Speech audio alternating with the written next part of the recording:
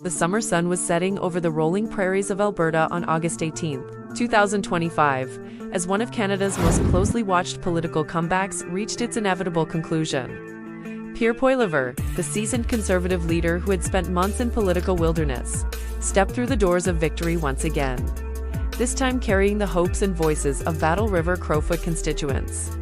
His triumph was not merely a personal vindication, but a testament to the enduring strength of political determination in the face of unprecedented challenges. The story of this remarkable return begins with an unexpected defeat that sent shockwaves through Canadian politics.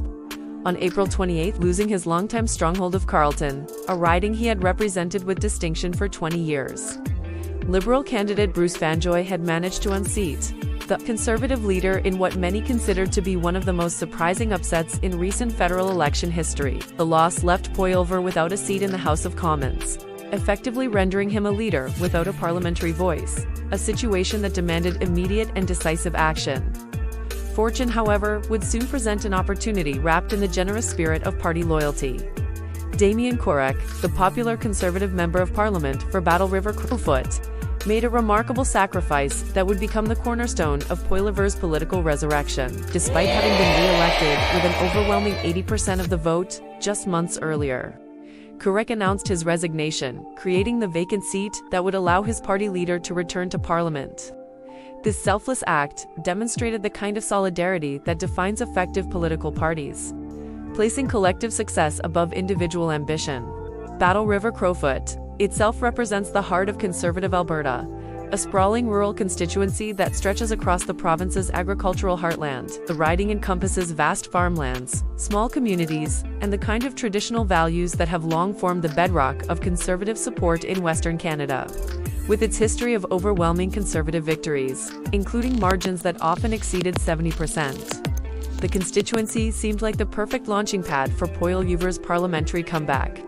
The riding's demographics, economic interests, and political leanings aligned perfectly with the Conservative leader's message and vision for Canada. However, what should have been a straightforward by-election soon transformed into one of the most unusual electoral contests in Canadian history. The Longest Ballot Committee, a protest organization dedicated to highlighting perceived flaws in Canada's electoral system, decided to make Battle River Crowfoot the stage for their most ambitious demonstration yet. This group, which had previously disrupted elections with large numbers of candidates, saw an opportunity to make their point about electoral reform, while simultaneously complicating Poilievre's path back to Parliament. Their strategy was both simple and audacious, flooding the ballot with satirical candidates to demonstrate what they viewed as systemic problems with Canadian democracy. The committee's protest reached unprecedented proportions, with over 200 satirical candidates registering for the by-election.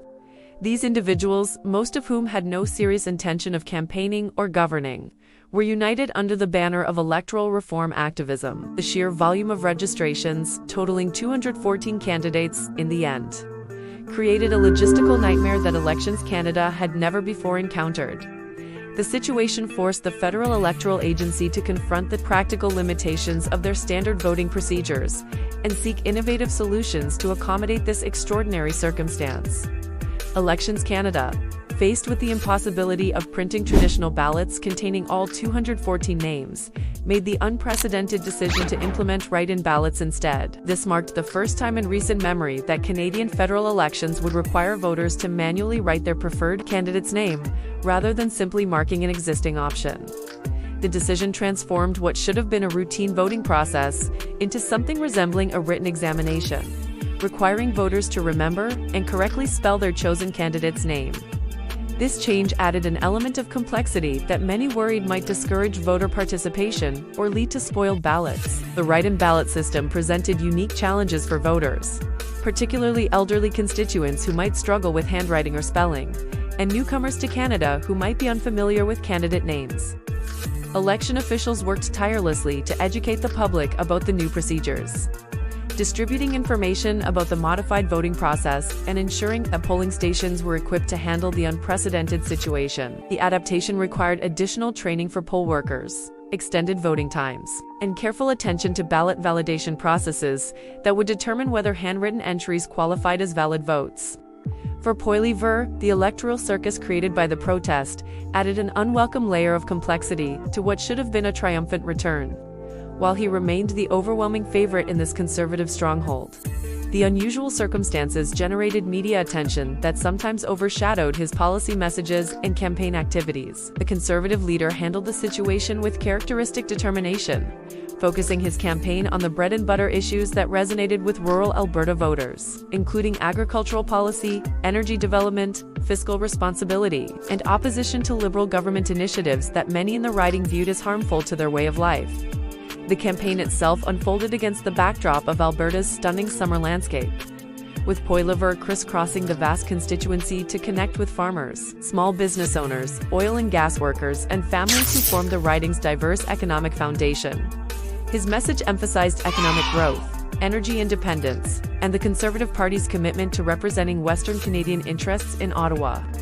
Despite the ballot complications, voters responded positively to Poilievre's presence, with many expressing reliefs that their preferred party would once again have strong leadership representation in Parliament. The enthusiasm at campaign events suggested that the satirical candidate protest had done little to diminish Conservative support in the riding. As Election Day arrived, the unusual voting procedures created a unique atmosphere at polling stations across the constituency. Voters arrived armed with candidate lists, some having practiced writing their preferred choice beforehand to ensure accuracy. Poll workers guided constituents through the unfamiliar process, while scrutineers from various campaigns observed the proceedings with particular attention to ballot validation procedures. Despite initial concerns about confusion or delays, the voting process proceeded relatively smoothly, testament to both the adaptability of Canadian electoral institutions and the determination of engaged citizens to make their voices heard. The results, when they were finally tabulated, delivered exactly the outcome that most political observers had predicted from the beginning. Poilievre secured a commanding victory, capturing over 34,000 votes and representing approximately 80% of all ballots cast. His nearest competitor, independent candidate Bonnie Critchley, received fewer than 5,000 votes, while Liberal candidate Darcy Spady managed just over 1,800 votes, representing less than 5% of the total. The margin of victory was so decisive that it effectively eliminated any doubt about Conservative dominance in the riding.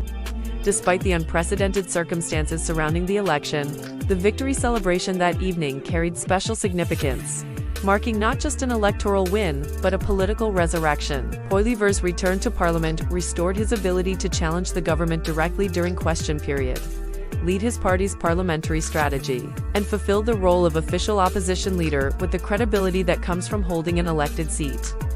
His supporters viewed the triumph as validation of their leader's resilience and proof that temporary setbacks could not diminish his political appeal among Conservative voters. The win also sent a clear message to Liberal opponents that reports of Poilievre's political demise had been greatly exaggerated. Looking toward the future, Poilievre's successful by-election victory positions him to continue building the Conservative Party's campaign for the next general election with renewed confidence and parliamentary authority.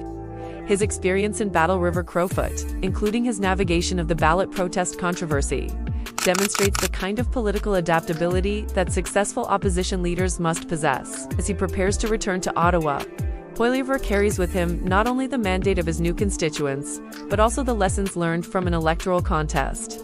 Unlike any other in Canadian history, the broader implications of this unusual by-election extend beyond Poilievre's personal political comeback to raise important questions about electoral reform, protest tactics, and the balance between democratic participation and practical governance. While the Longest Ballot Committee succeeded in drawing attention to their concerns about Canada's electoral system, their methods also highlighted the potential for well-intentioned reforms to create unintended consequences that could complicate rather than improve democratic processes. The events in Battle River Crowfoot will likely influence future discussions about candidate registration procedures, ballot design standards, and the mechanisms available for citizens to advocate for electoral change. Pierre Poilievre's remarkable journey from political defeat to triumphant return serves as a powerful reminder that in Canadian politics, resilience and determination can overcome even the most challenging circumstances. His victory in Battle River Crowfoot not only restored his parliamentary voice, but also demonstrated the enduring strength of Conservative support across Western Canada. As he prepares to resume his role as official opposition leader with renewed vigor, Poilievre's comeback story will undoubtedly inspire future political leaders facing their own moments of adversity, proving that temporary setbacks need not define long-term success. That concludes our deep dive into one of the most fascinating political comebacks in recent Canadian history. If you found this story of resilience, electoral drama, and Western Canadian politics as compelling as we did, please consider hitting that like button and sharing this video with fellow political enthusiasts. Do not forget to subscribe to West is Best for more in-depth coverage of Canadian politics, Western perspectives, and the stories that shape our nation. Until next time, keep following the political pulse of the true North, strong and free.